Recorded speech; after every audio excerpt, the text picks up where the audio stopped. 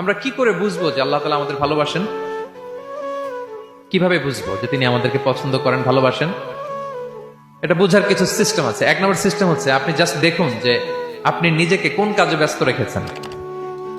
আপনি আপনাকে কোন কাজে ব্যস্ত রেখেছেন, আপনার লাইফস্টাইলের দিকে তাকান। লুক অ্যাট ইউর লাইফস্টাইল, আপনি নিজেই বুঝে যাবেন। আপনি যদি দেখেন যে না, আপনার ভালো ভালো কাজে আপনার ব্যস্ততা, আপনার এঙ্গেজমেন্ট ভালো লোকদের সাথে, আপনার সার্কেলটা ভেরি গুড সার্কেল, ভালো কাজে আপনার মন টানে, আপনি ভালো কাজ করেন, যদি আপনার কার্যক্রম এরকম হয়, তাহলে বুঝে নেবেন আল্লাহ তাআলা আপনাদেরকে ভালোবাসেন। আলহামদুলিল্লাহ।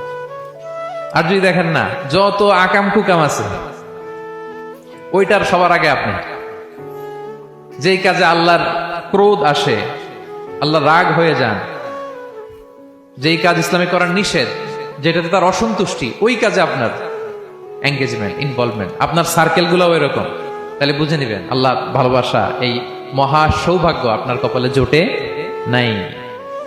তাহলে এটা হচ্ছে একটা সিস্টেম। আল্লাহ আপনাকে ভালোবাসেন কিনা এভাবে বুঝবেন যে আপনি নিজেকে কোন কাজে ব্যস্ত রেখেছেন, একটু দেখুন, আপনি মিলাতে পারবেন।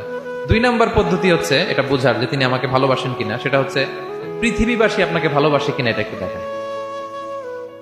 এই পৃথিবীর ভালো মানুষগুলোর কাছে আপনার একটা গ্রহণযোগ্যতা আছে কিনা এটা দেখেন। এটা দেখলে আপনি বুঝতে পারবেন। সহিহ মুসলিমের একটা ছোট্ট হাদিস শেয়ার করি। রাসূল সাল্লাল্লাহু আলাইহি ওয়াসাল্লাম বলেছেন,